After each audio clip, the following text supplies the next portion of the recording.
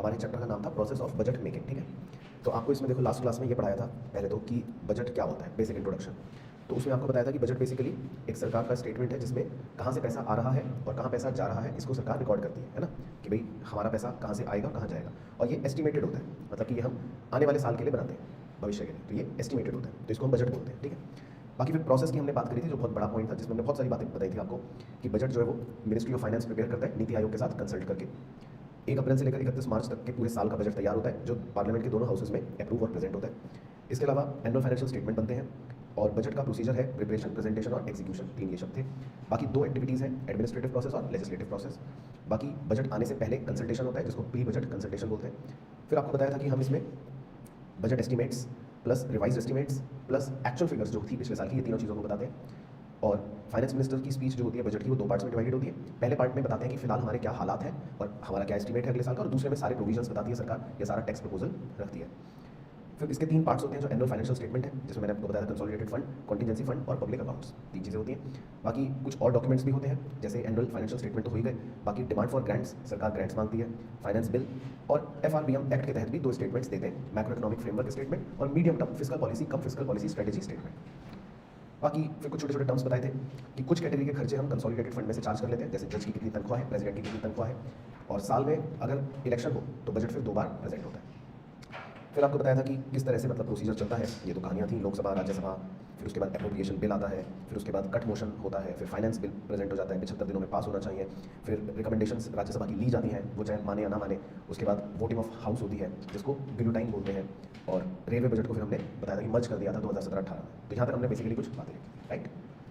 तो मतलब मोटा मोटी आपने 2 पॉइंट्स कवर कर लिए थे, इंट्रोडक्शन और प्रोसेस ऑफ बजट मेकिंग, ठीक है ना। तो आज हमें बाकी इंपॉर्टेंट पॉइंटों पर डिस्कशन करना है। तो पॉइंट नंबर 3 से आप लिखो हेडिंग डालकर, इसका नाम है sources of revenue.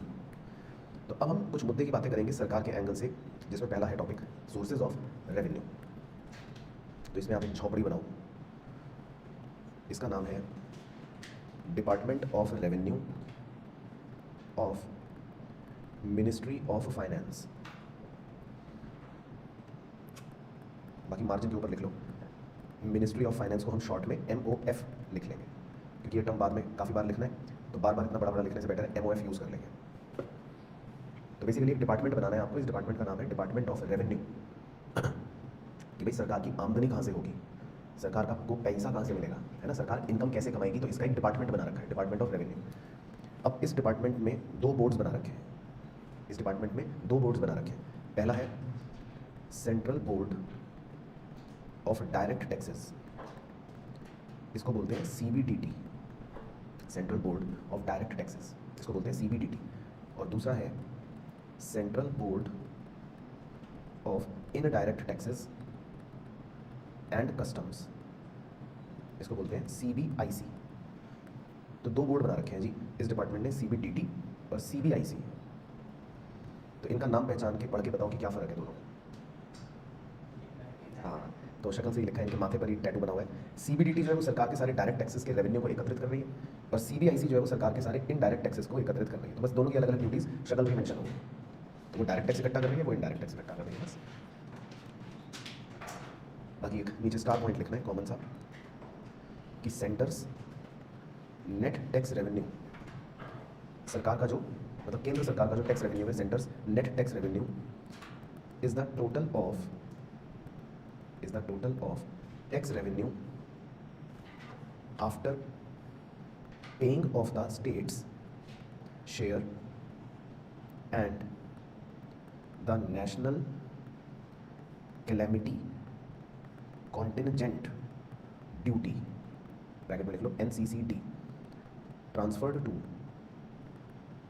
National calamity contingent. ठीक है, तो ये लिख लो, पहले फिर बताता हूँ क्या है नेशनल कैलेमिटी कॉन्टिजेंसी, कॉन्टिजेंसी कर लेना, सॉरी कॉन्टिजेंसी। तो नेशनल कैलेमिटी कॉन्टिजेंसी लास्ट में, और कॉन्टिजेंट ड्यूटी, ठीक है वो सही था। तो NCCD national calamity contingent duty transfer to national calamity contingency. तो इसका क्या मतलब है भाई, सॉरी, कि जो सेंटर है मतलब केंद्र सरकार है उसका नेट टैक्स रेवेन्यू जो होता है ना, वो एक तरह से क्या होता है कि भाई जितना उसने टैक्स रेवेन्यू सरकार केंद्र स्टेट सरकार को देने के बाद उसके पास बच रहा है, यानी after paying of the state share, है ना। तो भाई केंद्र सरकार के पास क्या होता है सॉरी, केंद्र सरकार के पास क्या टैक्स होता है जो उसके पास बचा होगा, कुछ शेयर तो वो स्टेट को दे देती है, क्योंकि केंद्र सरकार के पास जो भी टैक्स आता है उसमें से कुछ हिस्सा तो वो किसको दे देती है, राज्यों को, कि आप रख लो, और कुछ हिस्सा वो भविष्य में कोई मतलब आपातकालीन स्थिति ना आ जाए, कोई कैलेमिटी ना आ जाए, इसके लिए एक टैक्स बना रखा है जिसको नाम दे रखा है NCCT, national calamity contingent duty, कि भाई अगर कोई कैलेमिटी आ गई, अचानक से कोई दुर्घटना हो जाए, इस बात के लिए भी सरकार कुछ पैसा देती है, किसको देती है, NCC को, नेशनल कैलेमिटी कॉन्टिजेंसी को। तो सरकार अपने टैक्स रेवेन्यू में से स्टेट को शेयर दे देती है, NCCD दे देती है, तो इसका मतलब जो बच गया वो फिर केंद्र सरकार के पास बच गया नेट टैक्स रेवेन्यू, इसको बोल दिया नेट टैक्स रेवेन्यू। तो लॉजिकल सी बात है भाई, मान लो मेरे पास 100 रुपये आए, 10 रुपये मैंने राज्य सरकार को दे दिए, 5 रुपये मैंने कैलेमिटी में रख लिए, तो कितने बच गए एक तरह से 80। तो यही बन गई मैथ्स, तो यही कह रहे हो। तो centres net tax revenue is the total of tax revenue after paying of the states share and the NCCT, ठीक है। इसके बाद अब सरकार को रेवेन्यू आता कहाँ से है, तो स्टार डाल के लिखो पेज के बीचों बीच, गवर्नमेंट रिसिप्ट्स, सरकार के पास पैसे आते कहाँ से हैं, तो ये आपने क्लास 12 में पढ़ा है, बताओ सरकार के पास कहाँ से पैसा आता है, मतलब एक को बोलते हैं रेवेन्यू रिसिप्ट्स और एक को बोलते हैं कैपिटल रिसिप्ट्स, राइट।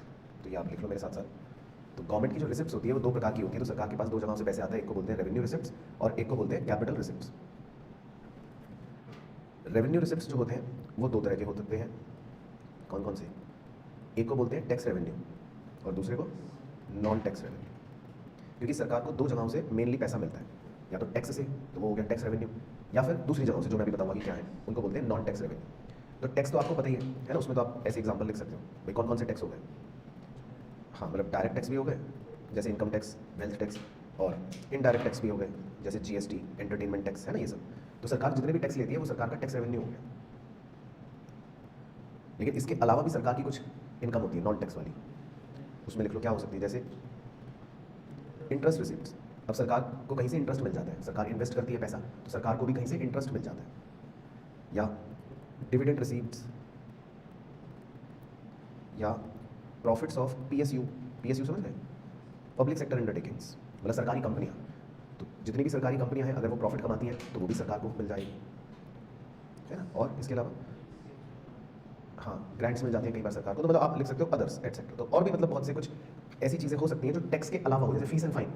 अब उसे चांद सा बाइक चला रहे थे हाथ छोड़ के, तो 1000 रुपये का चलान कट गया, फीस पेनल्टी, तो ये भी सरकार की इनकम हो गई। तो सरकार को मतलब टैक्स के अलावा जहाँ से भी पैसा मिल रहा है वो नॉन टैक्स रेवेन्यू। लेकिन ये जो सरकार का रेवेन्यू रिसिप्ट होता है ये तो है रोजमर्रा के नेचर का, रेगुलर नेचर का, ये रिसिप्ट जो है ये कैसा होता है, रिकरिंग नेचर का, है ना। लेकिन दूसरे भी रिसिप्ट्स होते हैं जिनको हम बोलते हैं कैपिटल रिसिप्ट्स। कैपिटल रिसिप्ट्स का मतलब ये होता है कि ये थोड़े से इररेगुलर नेचर के होते हैं, रिकरिंग नहीं होते, बार बार नहीं होते, मतलब ये कभी कभी सरकार को साल 2 साल में एक आध बार या 2 बार 3 बार ऐसे होते हैं। तो ये भी 2 कैटेगरी के होते हैं, बताओ शिवांश कौन कौन से। एक को कहते हैं डेट रिसिप्ट्स और एक को कहते हैं नॉन डेट रिसिप्ट्स। तो एक को कहते हैं डेट रिसिप्ट्स और एक को कहते हैं नॉन डेट रिसिप्ट्स। बाकी इनका मीनिंग बताया तो हल्का सा। डेट रिसिप्ट्स कहने का मतलब होता है ऐसे रिसिप्ट्स जिनसे सरकार की लाइबिलिटी इंक्रीज होती है, इनसे सरकार की क्या इंक्रीज होती है, लाइबिलिटी, उन्हें डेट रिसिप्ट्स कहते हैं। अब इसका मैं एग्जांपल दूं, वेरी गुड, लोन है ना, बोरो करती है जब सरकार, परफेक्ट, तो लिख लो बिल्कुल सही, है ना। तो जब सरकार बोरो करती है, बोरिंग्स करती है ना, बोरो करके पैसा लेती है, तो वो डेट रिसिप्ट्स होते हैं मेनली। उसमें तरह तरह के डेट रिसिप्ट्स भी आते हैं, मतलब तरह तरह के एग्जांपल होते हैं, लेकिन मेन एग्जांपल क्या होता है, बोरिंग्स, सरकार बोरो करती है। बाकी इसके अलावा ऐसे लिख लो अदर रिसिप्ट्स, और भी सरकार की रिसिप्ट्स होती हैं जिनसे लाइबिलिटी बढ़ती है, जैसे एग्जांपल में आप लिख सकते हो PF हो गया, PF रिसिप्ट्स एटसेट्रा। तो जिन भी रिसिप्ट्स से सरकार की लाइबिलिटी बढ़े उसको हम बोलते हैं डेट रिसिप्ट्स। तो मेनली बोरोइंग्स होती है, सरकार बोरो करती है। अच्छा, नॉन डेट रिसिप्ट्स क्या होती है, non debt receipts, non debt receipts वो होते हैं जिनसे सरकार का एसेट कम हो जाता है, लाइबिलिटी नहीं बढ़ती लेकिन क्या कम हो जाता है, एसेट कोई कम हो जाता है। तो इसका एग्जांपल दो, recovery of loans and advance, या फिर उससे भी बेस्ट एग्जांपल था डिसइन्वेस्टमेंट, यानी कि सरकार अपना इन्वेस्टमेंट बेच देती है ना। तो जब सरकार अपना इन्वेस्टमेंट बेच देगी तो पैसा तो मिल गया लेकिन इन्वेस्टमेंट का एसेट कम हो गया। तो नॉन डेट रिसिप्ट्स का मतलब होता है कुछ ऐसे रिसिप्ट्स जिनसे एसेट कम हो गया। तो आप इसमें एग्जांपल लिख लो डिसइन्वेस्टमेंट, ये मुझे ऐसा लगता है आपके क्लास 12 में आपको पढ़ा था सेम, डिसइन्वेस्टमेंट। और एक और लिख सकते हो रिकवरी ऑफ लोन्स, सरकार ने कोई लोन दिया था वो वापस मिल गया, है ना। तो इस तरह के रिसिप्ट्स को हम नॉन डेट रिसिप्ट्स कहते हैं, नॉन डेट रिसिप्ट्स।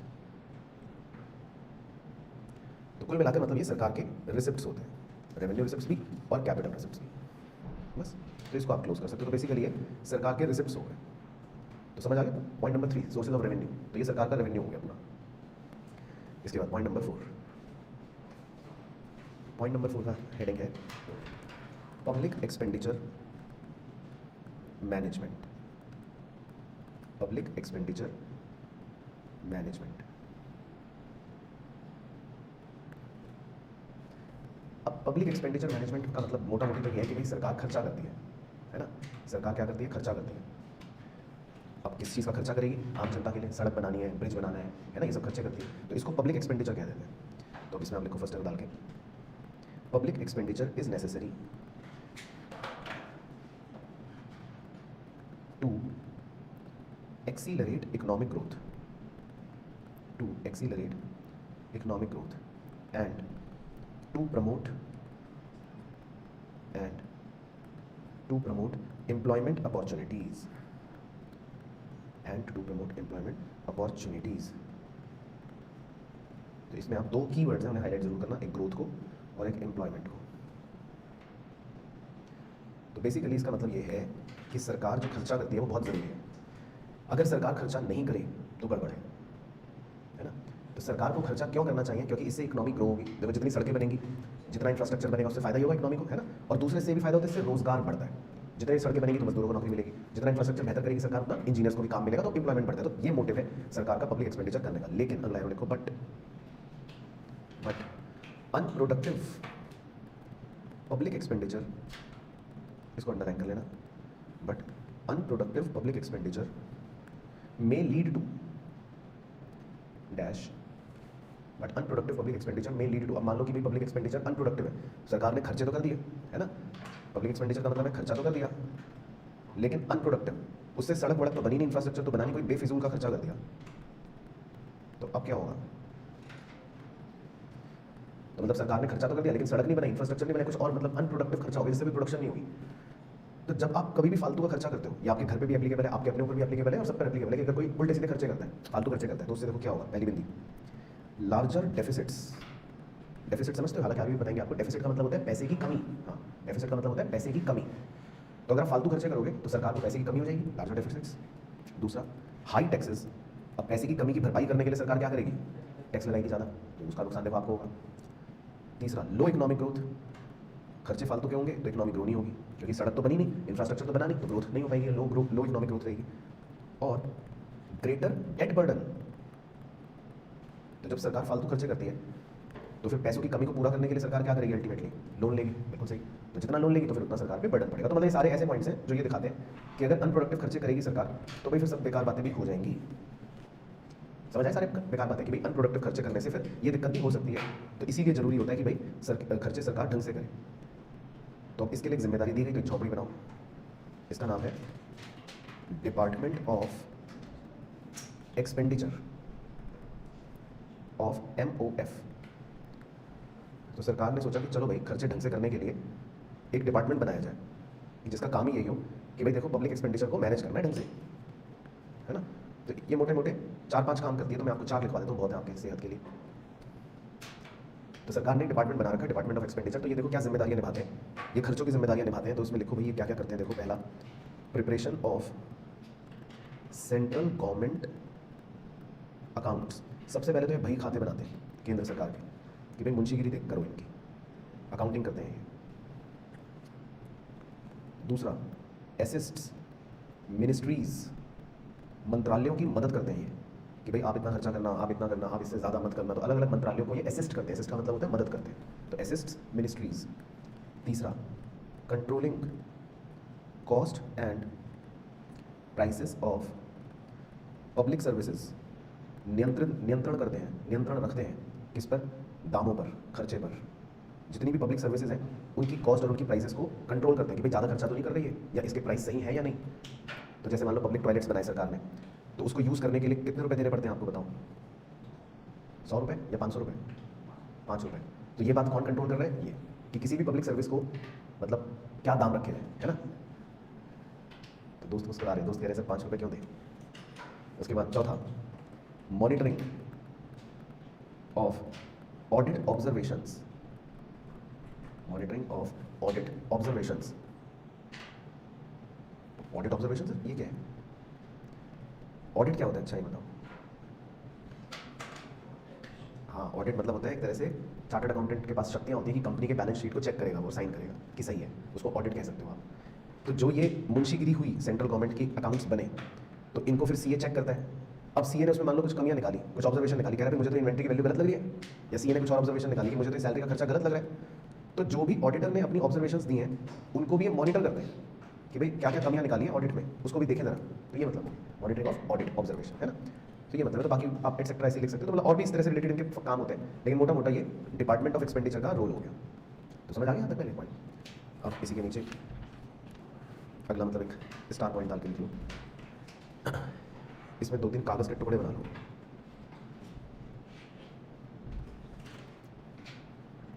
ठीक है जॉन साहब, ये कागज के टुकड़े बताओ क्या हैं? ये बजट डॉक्यूमेंट्स हैं।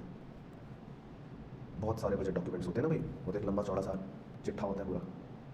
तो इनमें से एक कागज ये वाला, इसे बोलते हैं एक्सपेंडिचर प्रोफाइल। मतलब इसमें लिखे होते हैं सारे खर्चे। तो एक कागज के ऊपर जिस पे खर्चे लिखे होते हैं उसका नाम होता है एक्सपेंडिचर प्रोफाइल। ये बताना था बस मुझे। तो बहुत सारे बजट डॉक्यूमेंट्स में से एक कागज का टुकड़ा, एक डॉक्यूमेंट होता है खर्चे वाला, उसको क्या बोलते हैं? Expenditure profile. और एक इसी के आगे डाल के ये भी लिख लो कि भाई after approval of finance minister comma circulated to the ministries. तो फाइनेंस मिनिस्टर जब अप्रूव कर देता है ना इसको, एक्सपेंडिचर प्रोफाइल को, तो उसके बाद फिर सारे मंत्रालयों को ये दे दिया जाता है कि भाई ये लो, भी देख लो ये खर्चे हैं इस बार। तो एक बार फाइनेंस मिनिस्टर जब अप्रूव कर देते हैं एक्सपेंडिचर प्रोफाइल को, तो फिर उसके बाद ये सारी मिनिस्ट्रीज को भेज दिया जाता है कि देख लो भाई। ठीक है, समझ आया क्या? फिर इसी में अगला सितारा, अभी खर्चे की एक और बात लिखनी है, इसको आप पेज के बीच में लिख लेना। सेंट्रल गवर्नमेंट एक्सपेंडिचर, केंद्र सरकार के जो खर्चे हैं, सेंट्रल गवर्नमेंट एक्सपेंडिचर, केंद्र सरकार के जो खर्चे हैं, खर्चे उनकी 2 कैटेगरियां बना रखी हैं। तो आप 2 बाइफिकेशन करना। केंद्र सरकार के खर्चे, उनकी 2 कैटेगरियां बना रखी हैं। तो पहली कैटेगरी है, बताओ क्या? नहीं, ये केंद्र सरकार के खर्चे, तो पहली कैटेगरी को बोलते हैं सेंटर्स एक्सपेंडिचर, कि भाई ये तो खर्चे हैं, सेंटर्स एक्सपेंडिचर। और दूसरी कैटेगरी को बोलते हैं centrally sponsored schemes and transverse, centrally sponsored schemes and transverse. बाकी इसमें भी 3 बातें लिखवाऊंगा और उसमें भी 3 नाम लिखवाऊंगा। ठीक है सर, तो लिखवा दो। लेकिन पहले ये बता देता हूँ कि मोटा मोटा फ़र्क क्या है। सेंटर्स एक्सपेंडिचर का मतलब है, जैसे आप ऐसे समझ लो, मैं अपने एग्जांपल से अगर समझाऊँ, भाई मान लो मैं हूँ, अब मैं अपने खर्चे देख रहा हूँ, तो मैंने 2 कैटेगरियाँ बना ली। एक तो हो गए सेंटर्स एक्सपेंडिचर, जो मेरे खर्चे हैं, मैंने फर्नीचर खरीदा, मैंने स्टेशनरी खरीदी, मैंने पंखा खरीदा, तो ये सब मेरे खर्चे हो गए, मुझे पता है। लेकिन कुछ दूसरे भी होते हैं जो मैं कह रहा हूँ सेंट्रली स्पॉन्सर्ड स्कीम्स। अब मैंने कुछ स्कीम्स को स्पॉन्सर भी कर रखा है। अब एक पीछे गरीब बच्चों का स्कूल है, वो मेरे से कहते हैं सर आप हर महीने हमें 10,000 रुपये दो बच्चों के बुक्स के लिए, तो मैंने स्पॉन्सर कर रखा है, तो मैं हर महीने उन्हें 10,000 रुपये देता हूँ। तो ये मेरा खर्चा वैसा वाला नहीं है ना, स्पॉन्सर कर रखा है। तो इसी तरह केंद्र सरकार भी बहुत सारी स्कीमों को स्पॉन्सर करती है ना, भाई गर्ल एजुकेशन या कुछ और है ना, किसानों के लिए कुछ भी करती है स्पॉन्सर। तो सरकार ने जो भी स्पॉन्सर कर रखी है स्कीमें, या जितना भी पैसा वो ट्रांसफर करती है दूसरों को, वो अलग कैटेगरी बना रखी है। तो ये मतलब हो गया, तो एक में हो गए खर्चे, एक में हो गए ट्रांसफर। तो पहले खर्चे लिख लेते हैं। तो खर्चे तो सरकार के जो हैं सिंपल नाम है। पहला है एस्टेब्लिशमेंट एक्सपेंडिचर, एस्टेब्लिशमेंट एक्सपेंडिचर है ना, कि एस्टैब्लिशमेंट करना है, कुछ डेवलपमेंट करना है, वो खर्चे, एस्टैब्लिशमेंट एक्सपेंडिचर। उसके बाद दूसरा सेंट्रल सेक्टर स्कीम्स, अलग अलग सेक्टरों में सरकार जो खर्चे करती है, एग्रीकल्चर सेक्टर में, इंडस्ट्रियल सेक्टर में, टर्शरी सेक्टर में, तो वो बन गई सेंट्रल सेक्टर स्कीम्स। और तीसरा होगा भाई अदर खर्चे, अदर सेंट्रल एक्सपेंडिचर्स, कि भाई और भी कुछ अगर खर्चे हैं सरकार के तो अदर खर्चे। तो मोटे मोटे ये खर्चे हो गए। बाकी स्कीम्स की बात करें तो इसमें कुछ खास नहीं है, तो ऐसे लिखना है। जैसे पहला तो हो गया सेंट्रली स्पॉन्सर्ड स्कीम्स, वो कोई भी हो सकती है, सेंट्रली स्पॉन्सर्ड स्कीम्स। बाकी ट्रांसफर में आप एक लिख लो एग्जांपल। दूसरा finance commission transfers, finance commission जो है उसको भी पैसा ट्रांसफर करते हैं, तो वो हो गया फाइनेंस कमीशन ट्रांसफर। और तीसरे हो गए अदर ट्रांसफर्स, भाई और भी कोई भी कुछ और ट्रांसफर करती है सरकार कभी कभी टू स्टेट्स, अलग अलग राज्यों को, तो मतलब सिंपल मतलब हो गया ट्रांसफर्स बेसिकली, भाई जो भी ट्रांसफर कर रही है सरकार, पैसा दे रही है वो, तो उसको नाम दे दिया ट्रांसफर्स। तो सरकार के खर्चे की दो कैटेगरियां बना दी, सेंटर एक्सपेंडिचर और एक ट्रांसफर, मोटा मोटा ये मतलब हो गया।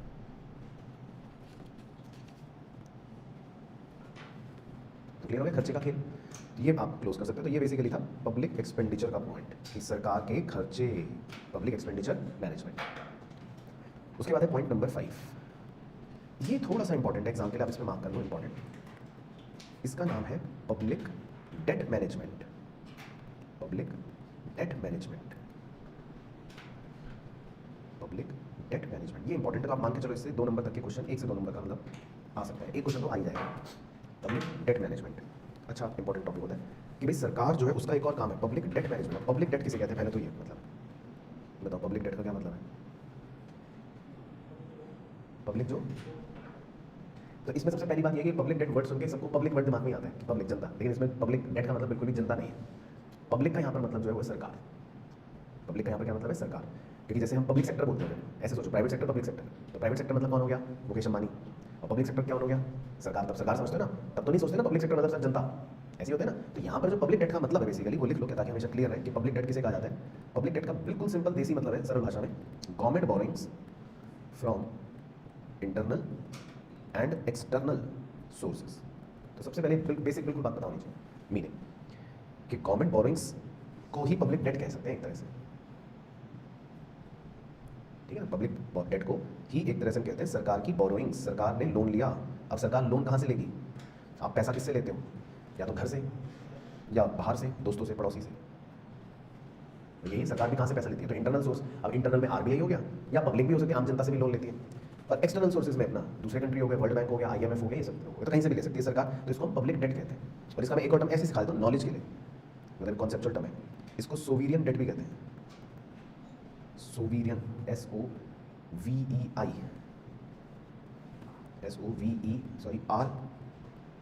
SOVEIGN, हाँ, सोवीरियन डेट। तो सोवीरियन बेसिकली एक अंग्रेजी शब्द है जिसका मतलब होता है शासक। लिखना है, लिख लो हिंदी में, शासक। सर शासक, शासक मतलब कौन? मतलब पुराने ज़माने में शासक का मतलब किंग, राजा। तो एक ये टर्मिनोलॉजी बन गई कि शासक जो है वो भी लोन ले रहे हैं, किंग जो है वो भी लोन ले रहे हैं, तो टर्म बन गया सोवीरियन डेट। तो इसको पब्लिक डेट गवर्नमेंट बोरिंग कहते हैं। तो मतलब कॉन्सेप्ट समझ गए कि सरकार लोन ले रही है, तो इस कॉन्सेप्ट का मतलब है सरकार लोन ले रही है। अच्छा, अब इसी के नीचे एरो डाल के अब सरकार देखो क्या टोपी घुमाती है, लिखो government keeps on refinancing the debt by issuing bonds. The government keeps on refinancing, refinancing को आप हाईलाइट कर लेना, the debt by issuing bonds को भी हाईलाइट कर लेना। The government keeps on refinancing the debt by issuing bonds. तो ये मैं आपको एक बहुत ही अच्छे एग्जांपल से समझाऊंगा और मुझे उम्मीद है आप एक बार में समझ जाओगे, लिखने की जरूरत नहीं है, बस तो लेने की स्टोरी सुनानी है मुझे तो, कि सरकार देखो कैसे टोपी घुमाती है। तो आप सरकार को थोड़ी देर के लिए ऐसा समझ लो कि वो जो हेरा फेरी मूवी में राजू था, ऐसा थोड़ा कोई आदमी सोच लेते हैं, ठीक है। तो अब देखो सरकार क्या कहती है, सरकार लोगों से कहती है कि भाई आप हमें ना लोन दे दो। तो लोग कहते हैं ठीक है, ये लो 100 रुपये, तो बदले में हमें क्या मिलेगा? तो सरकार कहती है भाई आपके पैसे हम 5 साल बाद लौटा देंगे, 5 साल बाद लौटा देंगे। तो लोग कहते हैं वो तो अच्छी बात है, लेकिन और क्या मिलेगा? तो सरकार कहती है आपको हम ब्याज देंगे 9% का हर साल। तो लोग खुश हो जाते हैं, कहते हैं चलो भाई बैंक में FD कराते हैं, तो कितने रुपये मिलते हैं, कितना इंटरेस्ट मिल रहा है? 6%, 7%, 7 मिल जाता। तो लोग सोचते हैं इससे अच्छा सरकार को दे देते हैं, भरोसा भी देखो सरकार पर, और कितना इंटरेस्ट मिल जाएगा? 9%। और सरकार कहती है ठीक है, ये बातें हम तुम्हें कागज़ पर लिख कर दे रहे हैं, ये लो, और साइन भी कर दिया हमने। तो इस कागज़ के टुकड़े को क्या कहते हैं? बॉन्ड। इस कागज़ के टुकड़े को क्या कहते हैं? बॉन्ड। तो ये एक प्रोसेस बन गया जिसको आप कह सकते हो इशू ऑफ बॉन्ड। तो पहले इतना समझ आया कि इशू ऑफ बॉन्ड क्या है। अब टोपी घुमाना सीखना, देखो 5 साल बाद अब क्या होगा? ये 5 लोग पैसे मांगेंगे अपने वापस, यही होगा ना, 5 साल बाद ये 5 लोग पैसे मांगेंगे। अब देखना क्या करती है सरकार। तो जब सरकार को पता लगता है 5 साल होने वाले हैं, उससे 4, 5, 6 महीने पहले सरकार फिर से कहती है भाई हम नए बॉन्ड इशू कर रहे हैं, लाओ हमें कोई लोन दे दो। तो ये लोग सरकार को लोन दे देते हैं, और सरकार इनको कहती है ठीक है भाई हम आपको ये लोन 6 साल बाद वापस कर देंगे, और आपको इंटरेस्ट देंगे 11% पर एनम। तो लोग मान जाते हैं, हमारे लोग कहते हैं बड़ी अच्छी बात है। तो सरकार फिर से क्या करती है भाई, इनको वो कागज़ पर लिख कर दे देती है ये सब बातें साइन करके। तो ये भी एक तरह से क्या बन गया? Issue of bond. लेकिन अब आप यहाँ पर ये देखो कि टोपी घूम कैसे रही है। जो मेरे ब्लू कलर वाले लोग थे उनको पैसा देने के लिए सरकार ने क्या अपना पैसा दिया, या हरे लोगों का लेकर फिर नीले लोगों को दे दिया? मैं क्लियर हो गया आपको पूरी कहानी? तभी आप टोपी घुमाना सीख रहे हो। तो क्लियर हो गया। सरकार ने अपना पैसा तो नहीं दिया टेक्निकली, हरे लोगों का पैसा जो लिया लोन से वो नीले लोगों को देकर रीपे कर दिया। क्लियर हो गया पॉइंट। इस चीज को कहते हैं रीफाइनेंसिंग। री वर्ड इसीलिए आया कि आप अपने फाइनेंस को यानी अपने उधार को दोबारा एक उधार लेकर चुकता कर रहे हो, तो इसको बोलते हैं रीफाइनेंसिंग। तो समझ गए नहीं? तो सरकार जो है वो सिर्फ बोरोइंग करती रहती है और टोपी घुमाती रहती है। कैसे? बॉन्ड इशू करके, ये मतलब है। तो समझ गए। अब जब मान लो अब ये 6 साल बाद हरे लोग पैसा मांगने आएंगे तो बताओ क्या करेगी सरकार? किसी और नीले लोगों को पकड़ लेगी कि भाई बॉन्ड इशू कर रहे हैं, लाओ पैसे दे दो। और लोग फंसना नहीं बोलेंगे, लेकिन लोग दे भी देते हैं क्योंकि लोगों को लगता है इंटरेस्ट मिल रहा है। अच्छा, तो सरकार जो है टाइम टू टाइम बोरिंग करती रहती है और अपनी पुरानी बोरिंग चुकता करती रहती है, नहीं ले लेती है, फिर पुरानी नहीं तो रीफाइनेंसिंग करती है। समझ आया क्या? तो ये बेसिकली होगा government keeps on refinancing the debt by issuing bonds. क्या तो ये डायग्राम तो ऐसे छोड़ो, फिर नेक्स्ट एरो डाल के लिखो आप तो इसी के नीचे debt sustainability. Debt sustainability is an important indicator of overall macroeconomic health of country. Debt sustainability is an important indicator of overall macroeconomic health of a country. तो ये एक लाइन बन गई कि भाई जितना डेट सस्टेनेबल रहेगा उतनी अच्छी बात है। तो डेट सस्टेनेबिलिटी को हम ओवरऑल हेल्थ का एक इंडिकेटर मानते हैं कि कंट्री जो है वो ठीक चल रही है अगर उसकी डेट सस्टेनेबिलिटी है। और जिस कंट्री में डेट सस्टेनेबिलिटी नहीं है, मतलब लोन्स सस्टेनेबल नहीं है, बहुत ज़्यादा हो गए, तो वहाँ थोड़ी गड़बड़ है। तो डेट्स जो है वो सस्टेनेबल रहने चाहिए, मतलब नियंत्रित रहने चाहिए, एकदम से बहुत बढ़ने नहीं चाहिए। नेक्स्ट है डेट मैनेजमेंट स्ट्रेटजी, ब्रैकेट में लिख लो पिलर्स को हाईलाइट कर लेना। अब भाई कौन संभालेगा, कैसे संभालेंगे डेट को, मैनेज कैसे करेंगे, डेट मैनेजमेंट स्ट्रेटजी क्या है? तो इसके 3 पिलर्स माने जाते हैं कि भाई अगर आपको डेट्स मैनेज करना है ना अपना, तो उसके लिए 3 पिलर्स है, मतलब 3 बातें अगर सही है तो मैनेज रहेगा। तो क्या है वो 3 पिलर्स अपना ऐसे ही लिख लेते हैं, 1 2 3। तो पहला तो है लो कॉस्ट ऑफ बोरोइंग। सरकार की कोशिश होती है कि भाई हम सस्ते दामों में बोरो करें, लो कॉस्ट ऑफ बोरोइंग। तो जितना सस्ते में बोरो करोगे उतना मतलब आप सेफ हो। पता चला सरकार ने बोरो कर लिया और कह दिया 20% इंटरेस्ट देंगे, तो फंस जाएगी सरकार फिर बाद में थोड़ा, है ना। तो पहला पिलर तो है कि लो कॉस्ट ऑफ बोरिंग, जितना सस्ते में हो सके बोरो करो। दूसरा रिस्क मिटिगेशन। अब मिटिगेट एक अंग्रेजी शब्द है, इसका क्या मतलब होता है नहीं पता? मिटिगेशन कम करना, हाँ, मिटिगेट करने का मतलब होता है कम करना। तो दूसरा पिलर हो गया कि भाई रिस्क को जितना कम हो सके उतना कम करो, रिस्क कम करो, है ना। और तीसरा मार्केट डेवलपमेंट, यानी कि नए लोग इस मार्केट से जुड़े, नए निवेशक आए, सरकार के बॉन्ड्स लेने के लिए लोग मतलब इच्छुक रहे, आए, मार्केट डेवलप हो इसका, ताकि और लोग आए तो सरकार को टेंशन कम होगी फिर। तो मतलब अगर ये 3 चीजें हैं तो रिस्क मैनेजमेंट सही, मतलब तो डेट मैनेजमेंट सही चलेगा, बोरिंग सस्ती मिल गई, रिस्क कम हो गया और मार्केट डेवलप हो जाए। तो ये 3 पिलर्स हैं जिससे हमारा डेट मैनेजमेंट सही रहता है। अब डेट मैनेजमेंट की जिम्मेदारी किसकी? नेक्स्ट एरो, तो नेक्स्ट एरो में लिखते हैं institutions responsible for public debt management,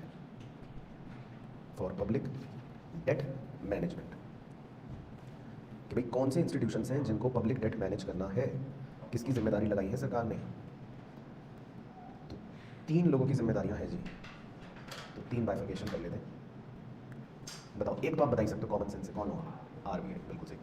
तो ये तो कॉमन सेंस वाला पॉइंट है भाई, डेट को मैनेज करना है सरकार के। और आपने तो आरबीआई के फंक्शंस वैसे भी पढ़ रखे हैं, गवर्नमेंट्स बैंक, है ना, गवर्नमेंट सुपरवाइजर, ये सब तो आरबीआई तो करेगी। दूसरा आपने आज पढ़ा मिनिस्ट्री ऑफ फाइनेंस, हाँ, तो उसमें पूरा लिख लेते हैं department of economic affairs, comma ministry of finance. तो डिपार्टमेंट ऑफ इकोनॉमिक अफेयर्स, एक डिपार्टमेंट है मिनिस्ट्री ऑफ फाइनेंस में जिसका नाम है इकोनॉमिक अफेयर्स, उनकी जिम्मेदारी में लगा रखी है कि भाई तुम भी संभाल लेना पब्लिक डेट। और एक और है उसका नाम है बजट डिवीजन, ये भी मिनिस्ट्री ऑफ फाइनेंस का ही है, तो budget division of ministry of finance. तो इनको भी जिम्मेदारी लगा रखी है भाई तुम भी थोड़ा थोड़ा संभाल लेना, हमारा पब्लिक डेट का मैनेजमेंट तुम भी कर लेना। तो 3 लोगों की जिम्मेदारियां लगा रखी हैं, आरबीआई की, डिपार्टमेंट ऑफ इकोनॉमिक अफेयर्स की और बजट डिवीजन की। अब आरबीआई कौन सा डेट संभालेगा बताओ? इंटरनल, राइट, यानी कि लिख लो डोमेस्टिक डेट। आरबीआई कहता है भाई देखो मैं डोमेस्टिक डेट की जिम्मेदारी मैं ले रहा हूँ क्योंकि मैं यहाँ इंडिया में हूँ। फिर डिपार्टमेंट ऑफ इकोनॉमिक अफेयर्स वो कौन सी डेट की जिम्मेदारी लेगा? एक्सटर्नल डेट, कह रहा तुम बाहर से जो भी डेट लाए हो वो मैं संभाल लूँगा। तो इंटरनल आरबीआई ने संभाल लिया, external department of economic affairs ने संभाल लिया। तो बजट डिवीजन वहाँ तालियां बजा रहे, हम क्या करें भाई? इंटरनल उसने संभाल लिया, एक्सटर्नल तुमने संभाल लिया, तो हमारा काम क्या है? तो ये बस अपना कुछ छुटमुट लाइबिलिटीज देखते हैं, अदर लाइबिलिटीज कि इधर उधर से कुछ अच्छा संभालना है, छोटे मोटी, तो ये बस उनके छुटमुंजे कामों के लिए हो गए। तो इसीलिए इनमें बस आप लिख सकते हो अदर लाइबिलिटीज, लेकिन मेन हो गया आरबीआई और डिपार्टमेंट ऑफ इकोनॉमिक अफेयर्स। अब आरबीआई के बारे में मुझे एक बात बतानी है, वो नीचे डायग्राम भी बता देता हूँ, तो ये आप भी बना लो। आपको पता है कि आरबीआई सरकार को मुसीबत के समय लोन्स भी देती है, बात आपको पता है? और ये शॉर्ट टर्म लोन्स होते हैं, मतलब 3 महीने तक के। क्योंकि मान लो सरकार के पास अचानक पैसा कम पड़ गया, तो आरबीआई क्या करती है, सरकार को लोन दे देती है, शॉर्ट टर्म लोन दे देती है, अप टू 3 मंथ्स वाले। इन शॉर्ट टर्म लोन्स को क्या कहते हैं, बस ये क्वेश्चन आपसे पूछ लेता है कई बार, इसका क्या नाम है जी? तो ये लिखना है आपको, क्योंकि ये आपने शायद नहीं पढ़ रखा, it is a new thing for you. इसे बोलते हैं वेज एंड मीन्स एडवांसेस, यानी कि शॉर्ट में इनका नाम होता है WMA, यानी कि छोटी अवधि के लिए एक इमरजेंसी को पूरा करने के लिए आरबीआई एडवांस दे रही है सरकार को, तो इसको बोल देते हैं ways and means advances, WMA।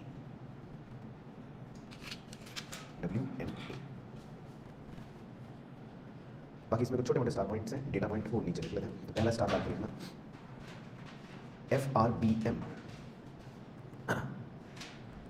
was passed in 2003 sorry FRBM was passed in 2003 to promote legislative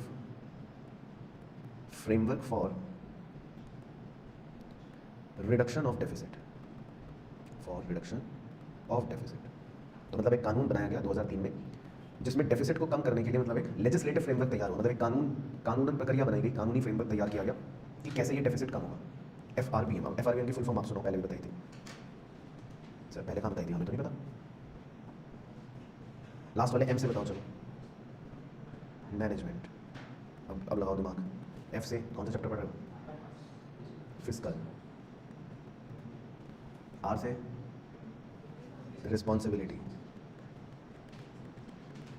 and B से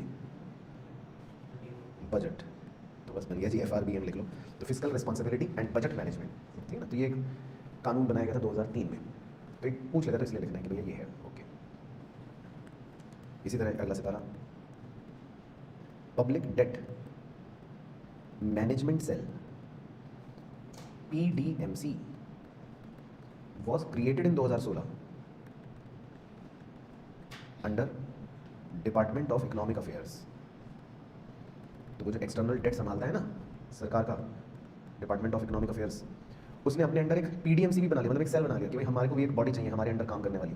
2016 में PDMC, public debt management cell. तो जैसे कॉलेजेस में आप देखते हो अलग अलग सोसाइटी होती है, तो वो भी सेल्स होते हैं, तो ऐसे ही डिपार्टमेंट ऑफ इकोनॉमिक अफेयर्स जो है उसने अपने अंडर एक सेल बना लिया 5 लोगों का, भाई तुम लोग पब्लिक डेट मैनेजमेंट सेल हो गए PDMC। PDMC was created in 2016 under department of economic affairs. इसी तरह अगला पॉइंट, अगला सितारा, पब्लिक डेट ब्रैकेट में लिख लो 31 मार्च 2024। तो बताओ सरकार का कितना है, बोरोइंग कितनी कर रखी है सरकार ने, कितने रुपए की बोरोइंग है? लिखो रुपए, 1,69,46,667 करोड़, ठीक है। तो लिख लो फिगर, तो 1,69,46,667 करोड़। तो सर ये क्या लिख रहे हो? तो ये पब्लिक डेट की फिगर लिख रहे हैं, ठीक है, देश के पब्लिक डेट की फिगर लिख रहे हैं, और इसमें से इंटरनल कितनी है वो भी लिख लेते हैं और एक्सटर्नल कितनी है वो भी लिख लेते हैं। तो इंटरनल कितनी है बताओ?